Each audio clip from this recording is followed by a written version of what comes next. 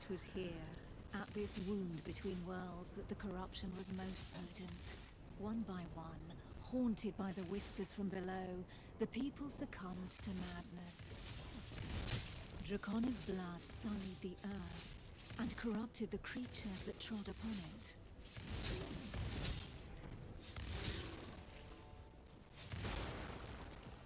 Pitiful in their wretchedness, and too weak to resist the command of their new masters, they drank the blood of the dragon and gave in to depravity.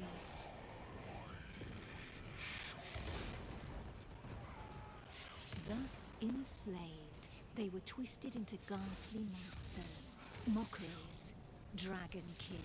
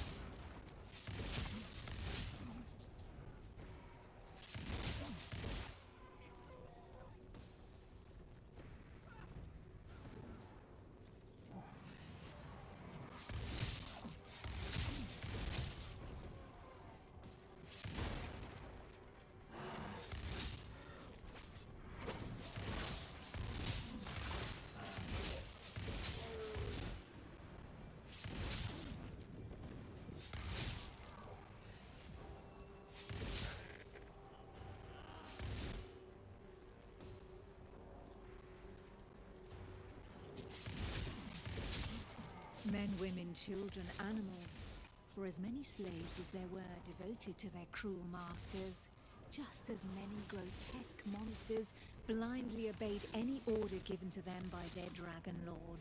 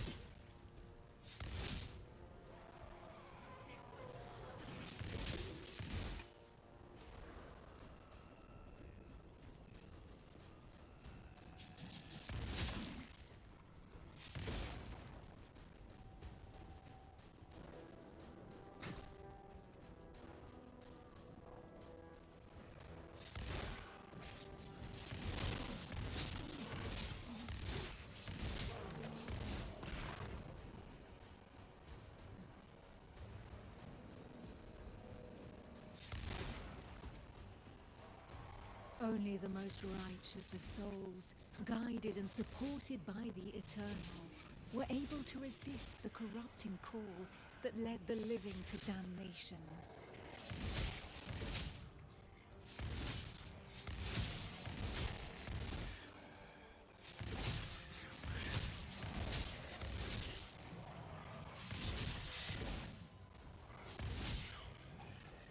These righteous few bore the feeble flame of man through the darkest shadow, and though it flickered, it would not be extinguished.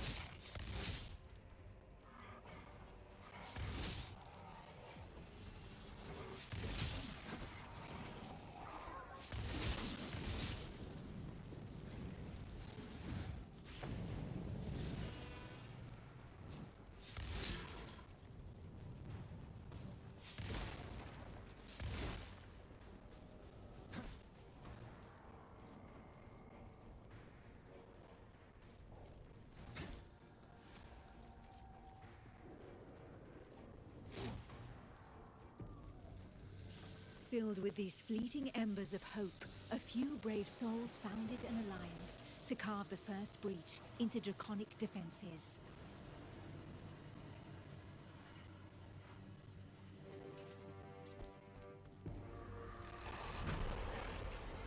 Here, the Dragonkin's power was strong. It fused our world with that of the Banished.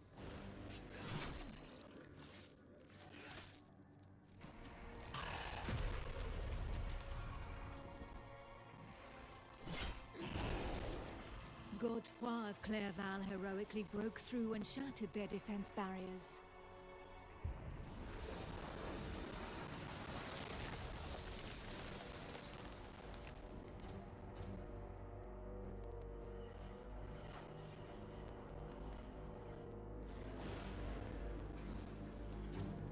This act of bravery, a feat of the righteous alliance of men, allowed me to lend aid to the Knights of the Order of the Eternal.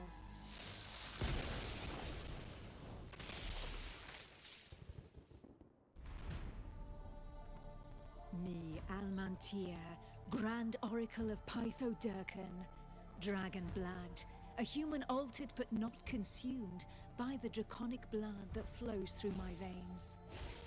My sisters and I have powers given to us by the dragon, but our souls remain our own.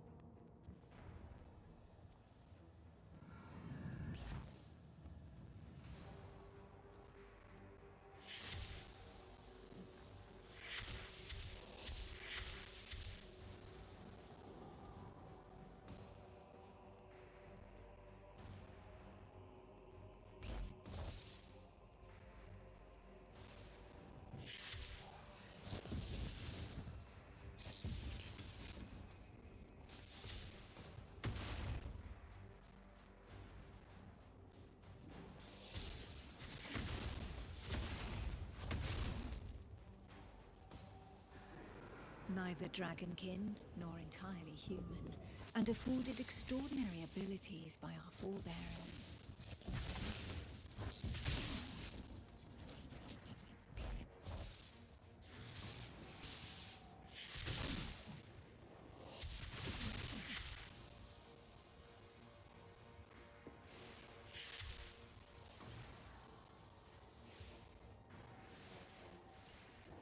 By those who drank the blood of the only banished dragon to have ever repented before the Eternal.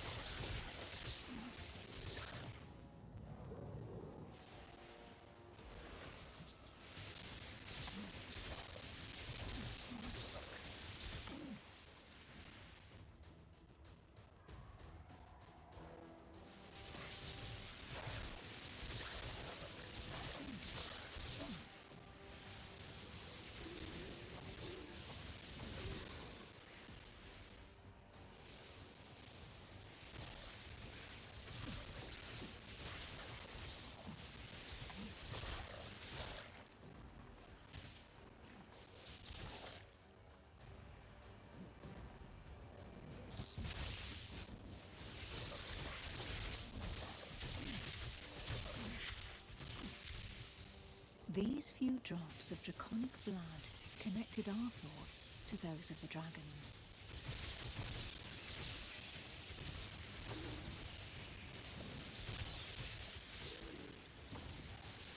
Struck by fleeting visions, we saw glimpses into their deeds and understanding of the feelings that drove them.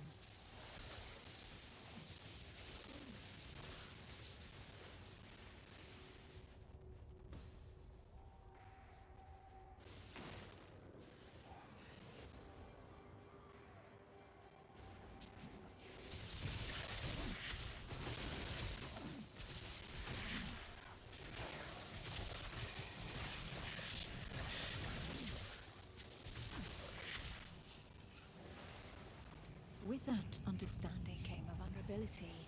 We soon learned that we were at the mercy of their whispers. The voices threatened to consume us, with no hope of salvation.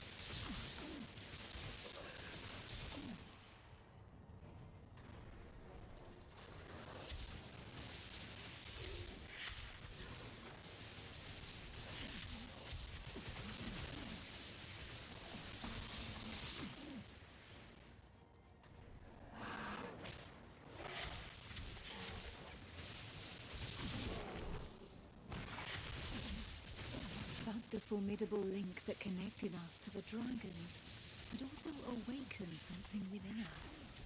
We lived strong in the certainty that the Eternal had pardoned us for the draconic corruption in our veins.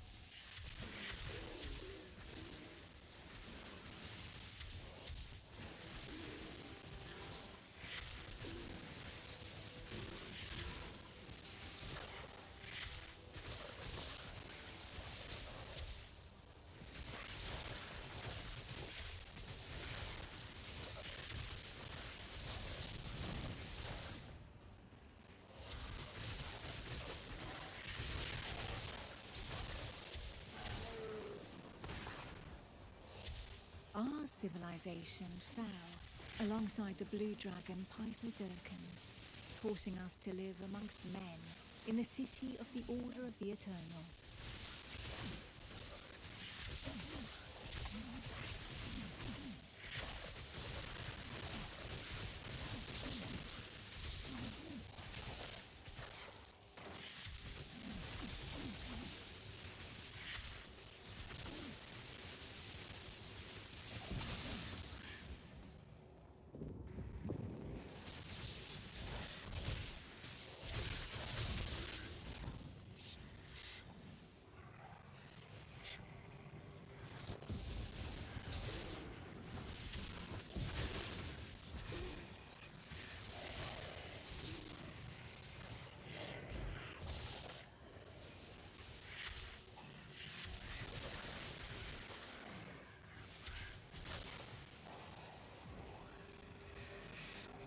Closer to the breach made by Sir Ichnog, Godefroy, fighting fire with fire, confronted the draconic hordes.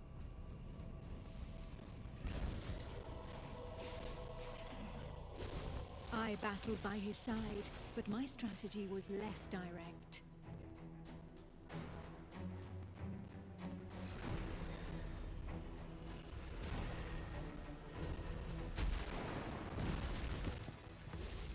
My draconic power allowed me to open up a passageway for the men of Nuragard, all of them prepared to make the ultimate sacrifice to save what remained of humanity.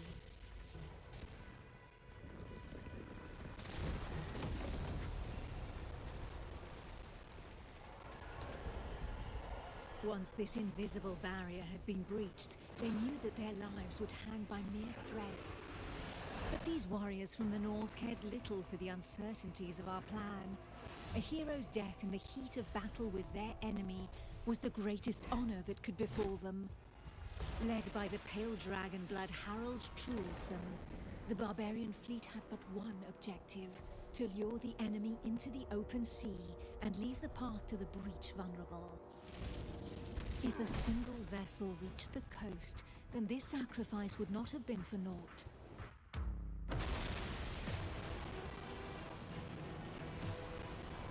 Harold Trulson reached the hostile shore and avenged those fallen from the Toriel clan.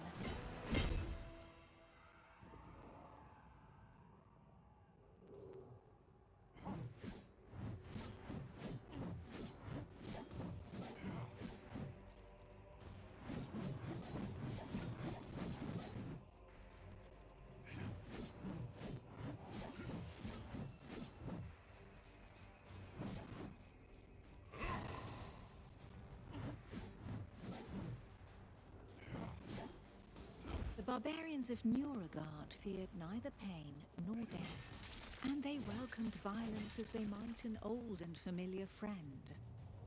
Chulson knew this friend better than most.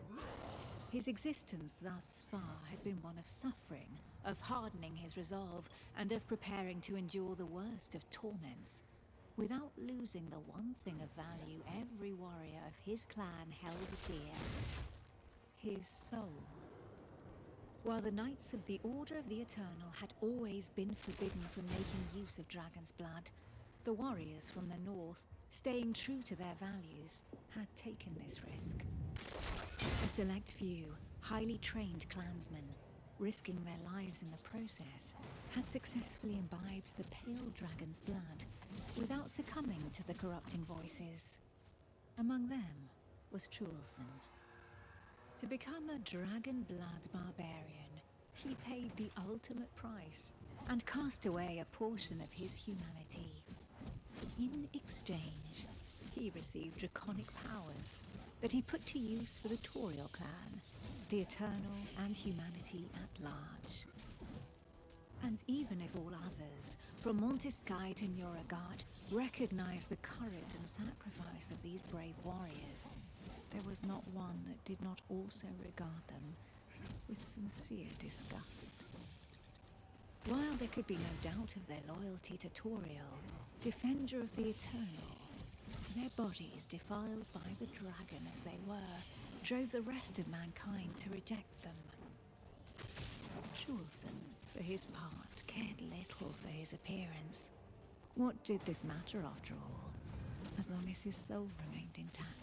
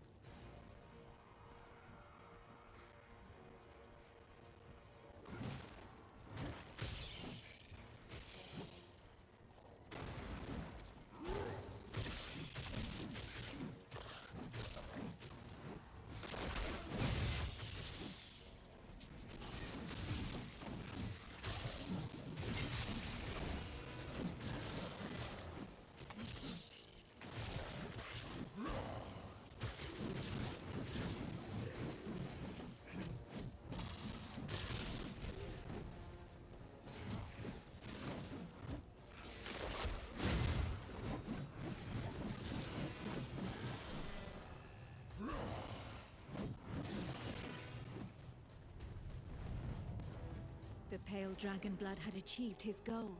The Alliance's plan, as unlikely as it was to succeed, could run its course.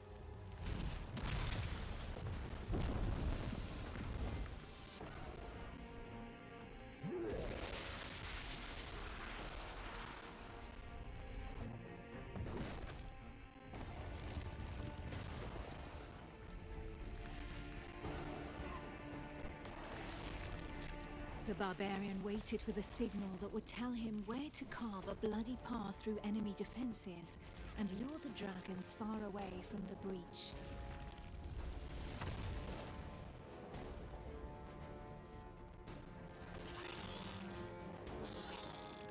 The Kongirati nomads, every bit as proud and as fearless as the warriors from the north, joined the alliance of men to help push back Sor Iknog, the Crimson Dragon. Sitting astride their draconic hybrids, these tracker archers faced the dragons steadfastly and seemingly without fear. Not one would allow the enemy to make easy prey of them. Hides, wings, teeth, blood. For the Kongirati, each draconic monstrosity was not only a threat, but also a quarry from which they could gain valuable resources.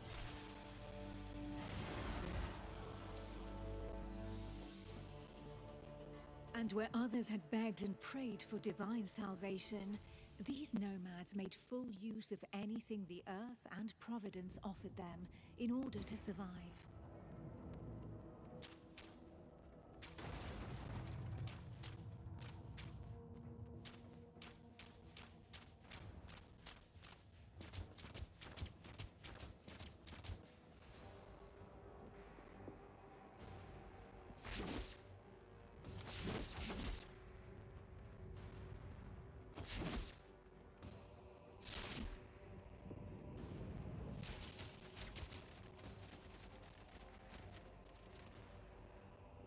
Their master tracker, Eula, however, did not see things in such stark shades of black and white. Of all those who made up their number, she was the first to recognize the value of this eternal light. She rejected neither the ancestral traditions nor the tracking of the Dragonkin, who had made it possible for the Kongarat to excel in the arts of potions, alchemy, poisons, and draconic hybridization. How long would her people be able to continue traveling freely if the corruption were to poison the entire world? It was for this reason that she joined the Alliance of Men.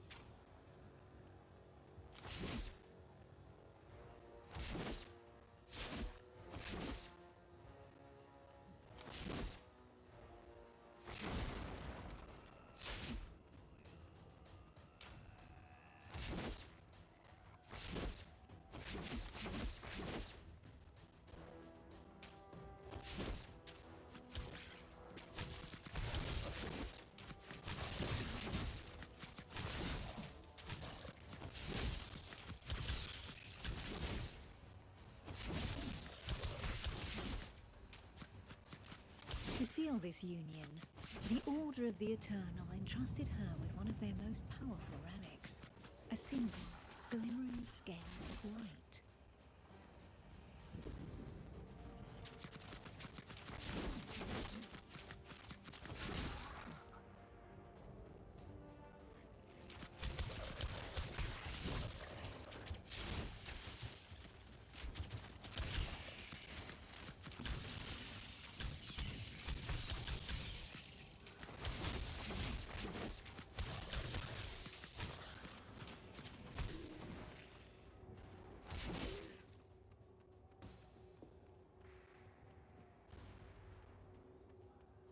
If the legends are to be believed, this scale had been pried from the hide of one of the Drakeels in the heat of battle, back when these beings of light had pushed back the banished dragon lords that ventured too close to the surface.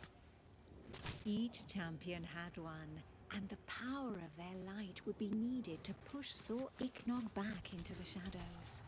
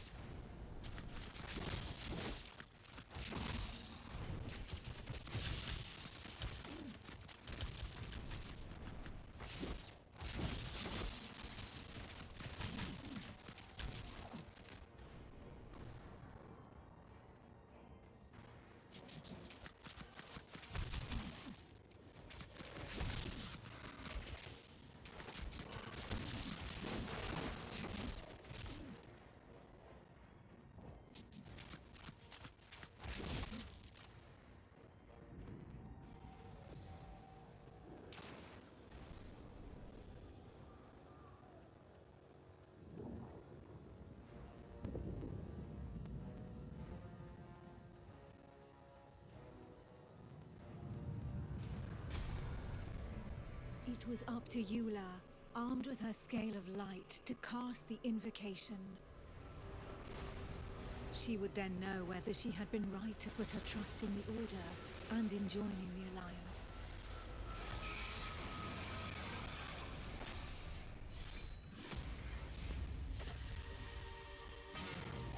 The power of the light was like nothing ever seen before.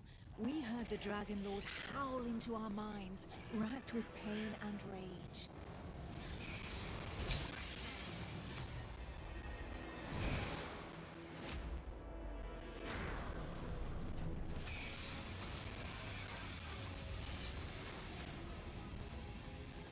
So close to the Dracomundus, our souls suffered as from 1,000 deaths, but we held fast to our positions.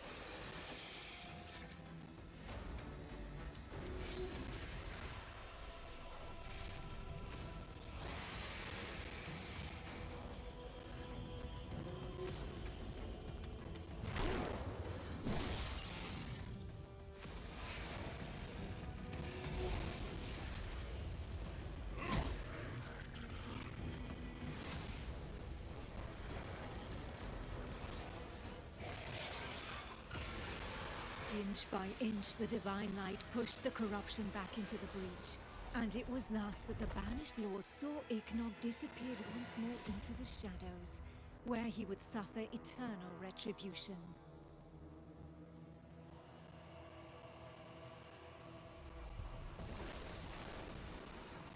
Once calm fell, we were all that was left, the sole witnesses to the feat accomplished by the Alliance of Men.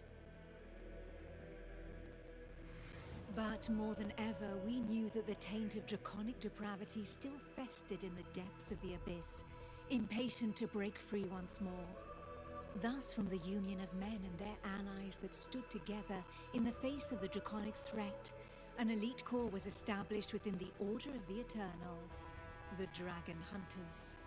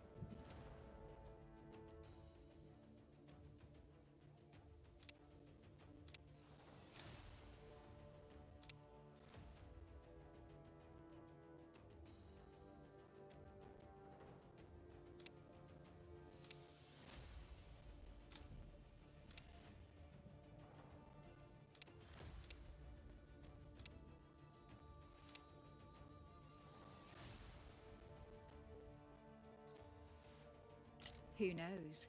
Perhaps the heroes that the Alliance of Men has been waiting for will be found among this unit's latest recruits.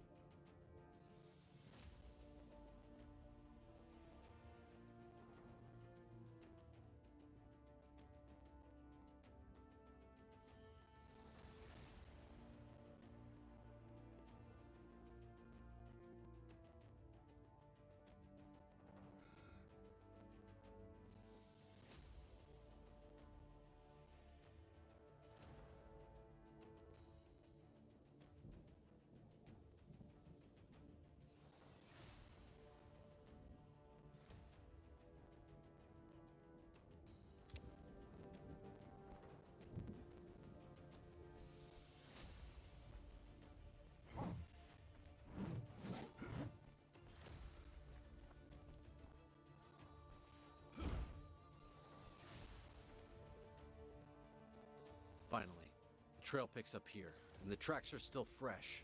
We must be close. They must think us far behind.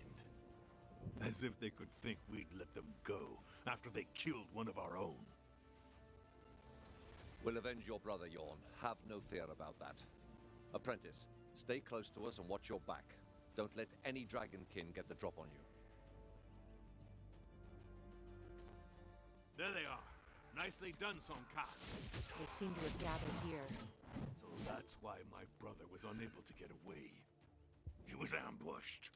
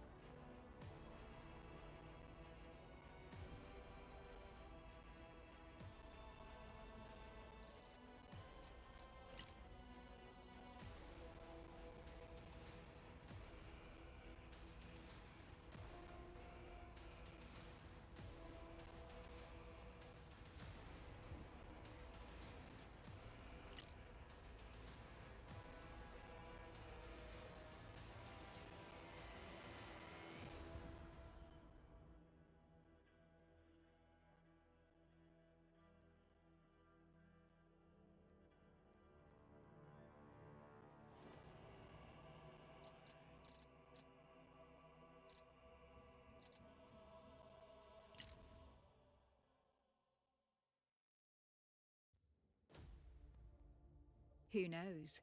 Perhaps the heroes that the Alliance of Men has been waiting for will be found among this unit's latest recruits.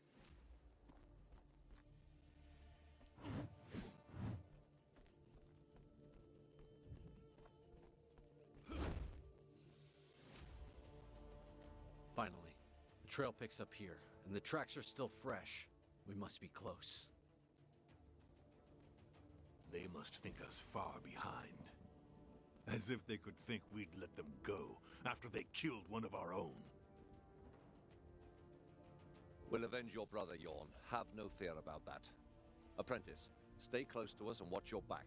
Don't let any Dragonkin get the drop on you. There they are. Nicely done, Songka. They seem to have gathered here. So that's why my brother was unable to get away. He was ambushed.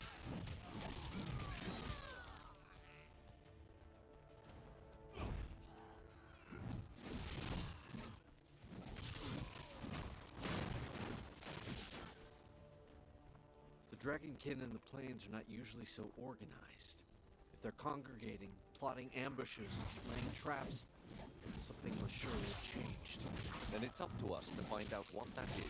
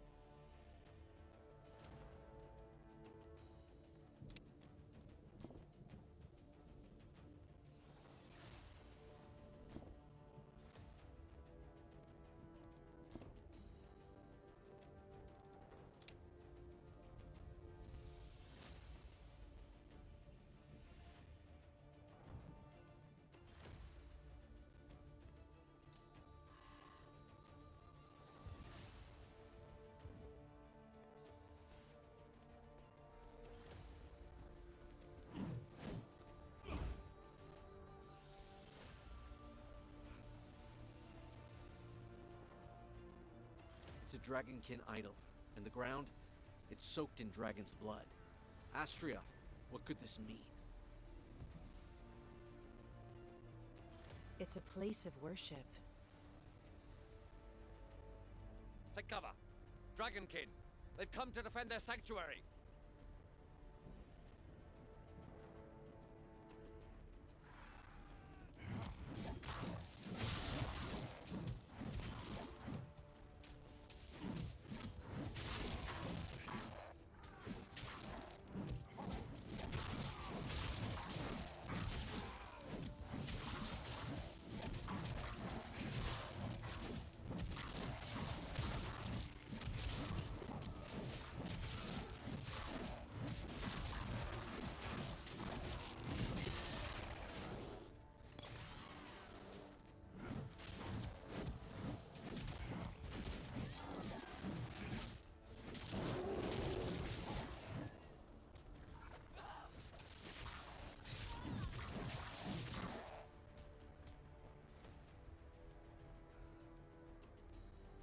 Is anyone hurt? Sonkan? Apprentice? We're fine. Somehow. The way the corrupted reacted to our presence proves it. Whatever we discovered is deathly important. We've discovered a new kind of Dragonkin. Foul. Toxic. With amphibian mutations. It's like no enemy we've ever encountered before. Astria, you're the expert in draconic rites. Do you have any idea where they could have come from? All signs point to a ritual of corruption. And from the sheer amount of blood spilled here, we can assume they have enslaved a host of victims. Wait a moment. Their poison seems similar. Like mine.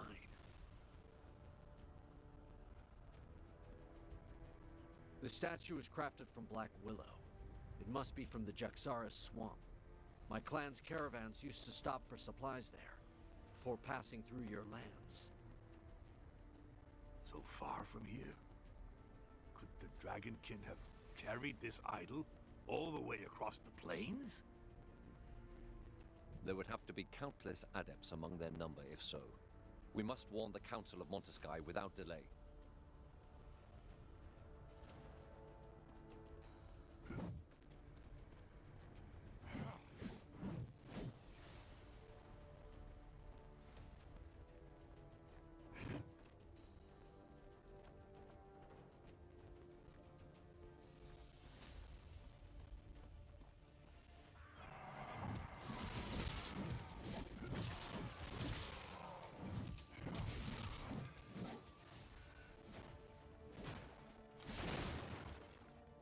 Would the Dragonkin really have crossed the plains solely to abduct followers?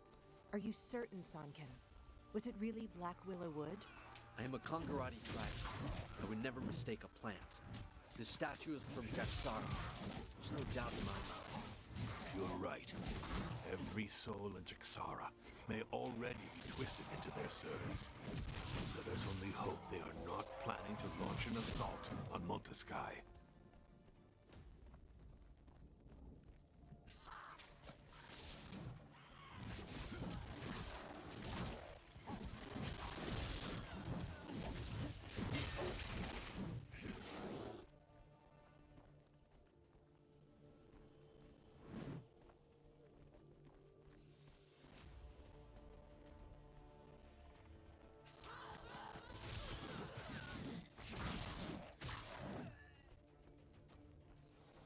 Over here. Let's follow the path back to Monteskai.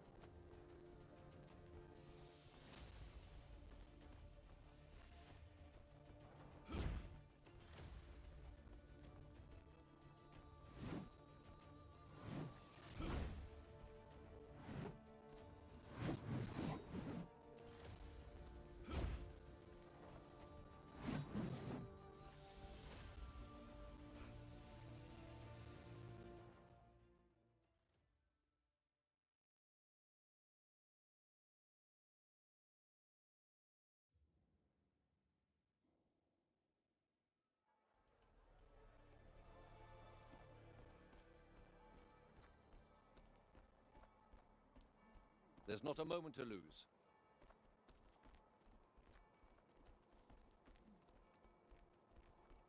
We need to convince the Council to send us on a mission to Jaxara. If we allow this cult to spread even further outside our walls, the citizens will starve. Given the scale of this invasion, it should not be difficult to win the Councilors over. They'll surely decide to attack in force. Perhaps it would be best to learn more about our enemy before rushing in. If we are to root out a cult of this size, we need to avoid making any hasty decisions. There would be one way to learn more about these creatures. A reconnaissance mission. If we send a small group, they may go unnoticed. A few skilled soldiers need only enter their lands and target their sanctuaries and camps. Then we'll see how they respond.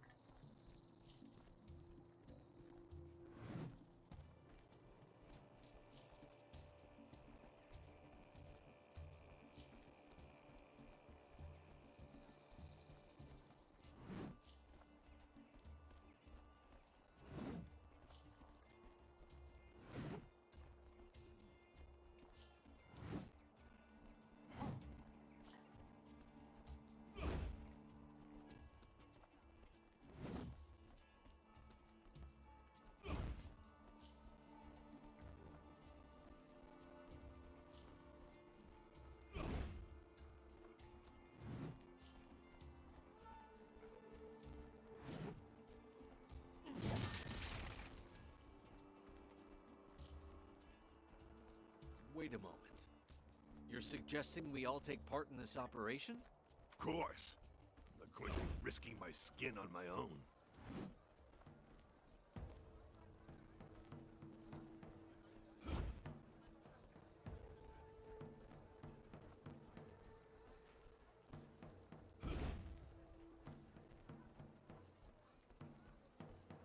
These Dragonkin have already killed one of our group. It would be madness for all 5 of us to offer our necks to their blades. Only 4 of us are fit to breach enemy lands. 5 if you include the apprentice. Let's not take the risk of us all throwing ourselves into the lion's den. What exactly are you suggesting, Song Kang? Facing this cult down with a party of 2 to 1,000? Whether we're 2 or 5, we have no chance of eliminating all the corrupted. But their orders are delivered by a leader. If we were to cut off the serpent's head, so to speak, let's work with a group of 2. Make use of the element of surprise and rid ourselves of them before reinforcements arrive.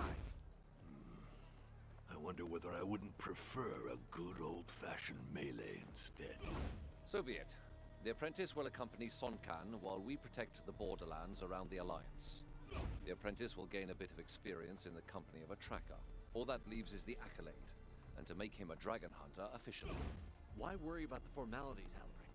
Just give him the scale of light already. Let's not hang about in ceremony.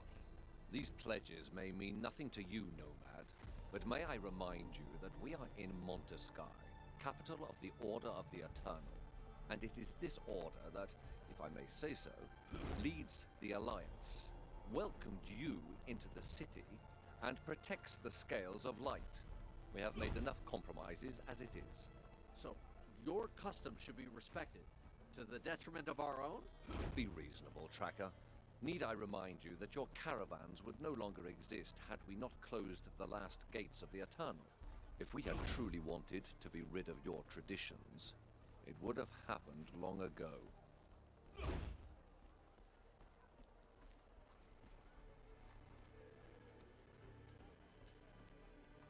You were able to profit through trade after taking neither side during the war that turned so many men against one another. Now that we are allies, why persist with this way of life when you could simply travel by gate?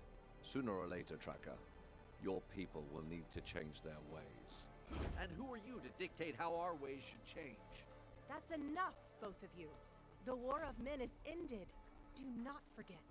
that dragons are the true enemy here.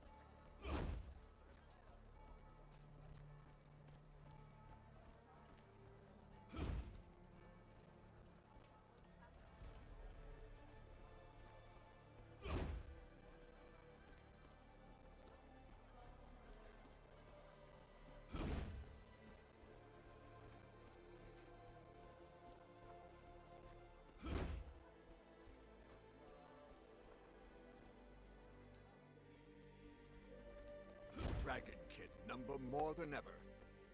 Please forgive this intrusion, councillors.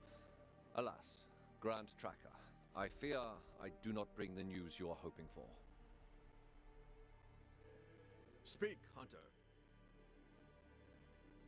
As you ordered, we found the Dragonkin that killed one of our own. In doing so, we discovered an ascendant cult, one which swells in number. They are practicing corruption rituals in the plains around Monteskai. According to San Ken, the idols they are using are from Jaxara, and the ground there was drenched in dragon's blood. I fear that their intentions have been made all too clear. They have come to desecrate the plains? This close to Monteskai? How have they been able to escape our notice for so long? We will need to act before they are able to launch an assault. With your permission, Counselor, allow me to conduct a reconnaissance mission into enemy territory together with the apprentice.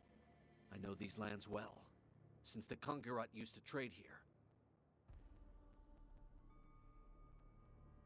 2 hunters against an army of adepts? You cannot be serious. The Dragonkin have flooded the plains de Clerval, and redoubled their assaults against my clan. This hunter strategy would allow us to combat them on several fronts. This is so. Allow Sun Can and the apprentice to gather information at least. I will oversee them, and if there is need for it, we will call them back.